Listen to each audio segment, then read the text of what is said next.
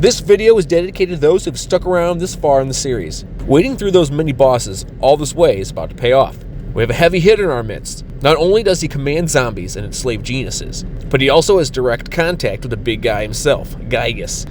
A blob of vomit that needs no introduction. The goop from Grapefruit Falls. The vomit with an attitude. Mr. Putrid himself. I'm talking about the mush, the myth, the legend. Give it up for Master Belch. Oh yeah!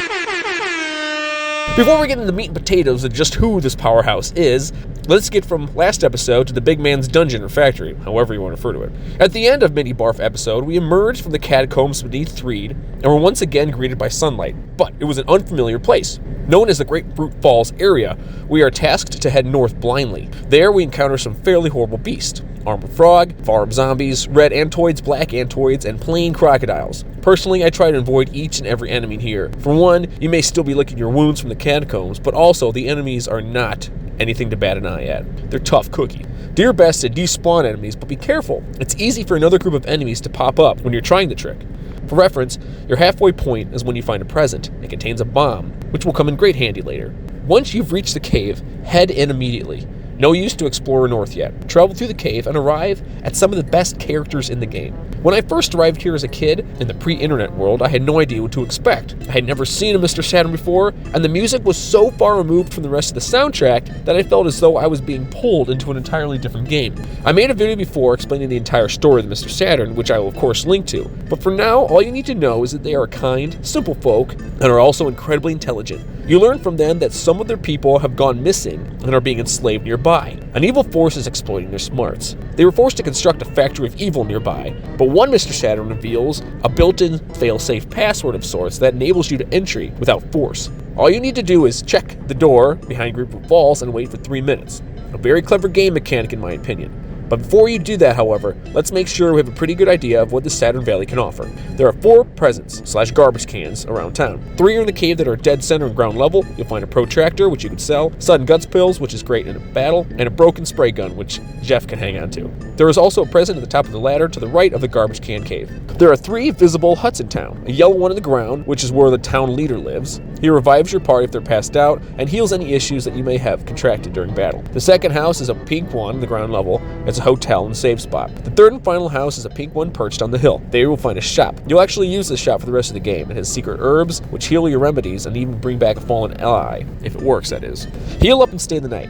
Make sure to put your big boy, or girl, pants on as well, and it's showtime. Head back through the caves, and this time head north towards the waterfall. Avoid your enemies you run into as best as you can. Once you get to the waterfall, after you fuzzy pickle, check the door and literally put your controller down and go get a snack.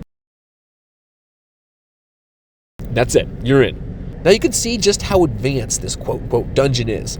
First off, of all the boss quarters, you'll see this is the most advanced one. Even Stonehenge Base later in the game doesn't seem to be so elaborate. The steel walls and metal walkways are not at all inviting, but you know who is inviting? The little pile of ick. The guard, who most likely let you in to begin with, won't leave your side to make sure you don't spill any of this precious honey. Now I'm going to pause the video here. For those who've been watching since the beginning, you'll remember that I referenced 3 places in the entire game you need to grind. The first spot was in Titanic Ant's Cave, and now we've reached the second spot. You see those enemies? These are called Foppies. They're going to be your best friend. They're weak, they barely hurt you, and they are drenched in experience points. Fight these mofos to your heart's content. Don't be afraid to use PP attacks either because, you guessed it, there's a butterfly room coming up. Grind as much as you want. If you're feeling really brave, why don't you just grind up to level 99? Nah, I'm kidding. Don't do that. It'll take you 3,000 years. But if you haven't been grinding up to this point, now is your chance. On either side of the Foppy domain, there are doors. The top one will give you a bomb, and the bottom one will give you an IQ capsule. Both are guarded by zombies, so pursue it at your own risk. They are a bit heavier hitters than the Foppies. Once you're done with the Foppy smashing, head to the center of the factory. This is also the saddest part of the map, where you see the poor little Mr. Saturns are working away at jarring and inspecting the fly honey jars. Moving on, the ladder will take you up to a room filled with garbage cans. A vital capsule, HP sucker, and calorie stick, all worth it. The door at the bottom of the ladder is the butterfly room. Heal and replenish your PP. It is in this next span, what's called the sludge garden, that all your grinding will pay off. This area is littered with slimy little piles that are not as friendly as the Fobby's counterpart, and should be avoided at all costs. They are famous, even to elite players, as death traps because of how often they ask for help and another pile enters the fight. Avoid them, or if you're dragged into a fight, don't underestimate them by any means. Finally, the next room will reveal the big man himself, Master Belch.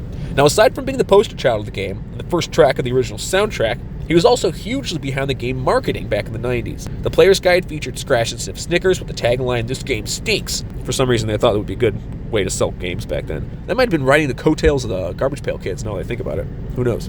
In typical Big Bad fashion, Master Belch has an opening tough guy monologue. So you're Ness, I see. So you're Ness, I see. So you're Ness, I see. Follow the pro. There's a pro. So you're Ness. So you're Ness, I see.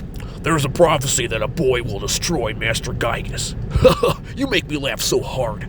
If Master Gygas is scared of someone, he would have to be worse than the greatest evil. I'll take you down big time. Get ready for the worst fight of your life. Get ready to feel the pain of true nausea. Come on, let's go. I don't know if that was good or not. Comment, that was the best voice I've ever heard in the whole world, times 10, if that was good. Master Belch is a large, animated pile of vomit who is one of Gygas' most esteemed minions. He is addicted to fly honey and is in command of many small piles of vomit, and his name implies he belches repeatedly while speaking, and that sound even appears in his battle theme called Battle Against Belch. Though he seems intimidating, he actually is a pushover, if you do it right, that is. You have the fly honey in hand. Use it. You must give Belch the jar of fly honey, otherwise the fight will be going on forever. Once you use the fly honey, he isn't dangerous at all and will hardly attack. You can take your time beating him up now that he is concentrating on wolfing down the fly honey. However, you should use PSI Fire and PSI Freeze to make it a quicker ordeal.